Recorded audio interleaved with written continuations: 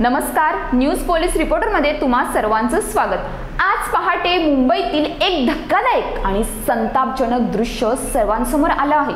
1.5 दिवसांच्या गणपती विसर्जनानंतर 100 ते 150 मोठ्या गाड्यांमध्ये मूर्ती भरून त्या थेट कल्याण ग्रामीण भागातील डायघर गावच्या डम्पिंग ग्राउंडवर नेण्यात आल्या। एवढ्या मोठ्या संख्येने मूर्ती एका ठिकाणी एकत्र टाकलेल्या पाहून स्थानिक नागरिक अचंबित झाले आहेत। काहींच्या डोळ्यात पाणी तर काहींच्या चेहऱ्यावर संताप स्पष्ट दिसून आला।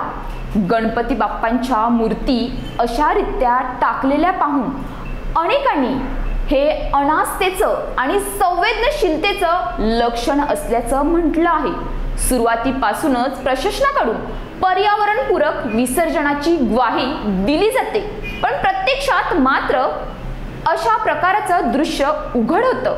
नदी तलाव स्वच्छ ठेवण्यासाठी पाण्याऐवजी डम्पिंग ग्राउंडवर मूर्ती नेल्या जातात, पण त्या मूर्तींची व्यवस्था करण्यासाठी योग्य ठिकाण, सुरक्षित पद्धती आणि धार्मिक भावनांचा आदर या तिन्ही गोष्टींकडे दुर्लक्ष होत असल्याचं स्पष्टपणे जाणवत आहे।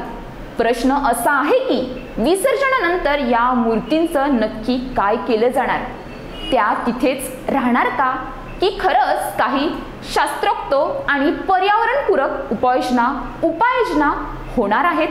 लोकांचा रोष हाच मुद्द्यांवर आहे की श्रद्धेने पूजलेले गणपती बाप्पा ज्यांना आपण 10 दिवस मानाने घरी बसवतो, त्यांचं असे डम्पिंग ग्राउंडवर फेकल्यासारखं रूपांतर होणं ही केवळ धार्मिक श्रद्धांचा अपमान नाही, तर पर्यावरणाचं मोठं दुर्लक्ष आहे। यात केवळ सरकार आणि प्रशासनाची जबाबदारी नाही, तर सामान्य नागरिकांनीही काळजी घेणं आवश्यक आहे।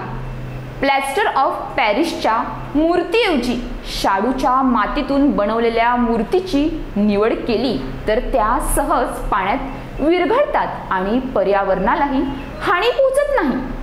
आपल्याकडून होणारा हा छोटा बदल भविष्यात निसर्गाचं आणि श्रद्धेचं रक्षण करणारं ठरू शकतं। न्यूज पोलीस रिपोर्टरच्या माध्यमातून आम्ही हा गंभीर प्रश्न उपस्थित करतो। गणपती विसर्जनानंतर मूर्तीचं सुयोग्य निवारण का होत नाही? प्रत्येक वर्षी अशी चित्र का समोर येतात आणि प्रशासन खरंच याला पर्यावरणपूरक म्हणू शकतं का?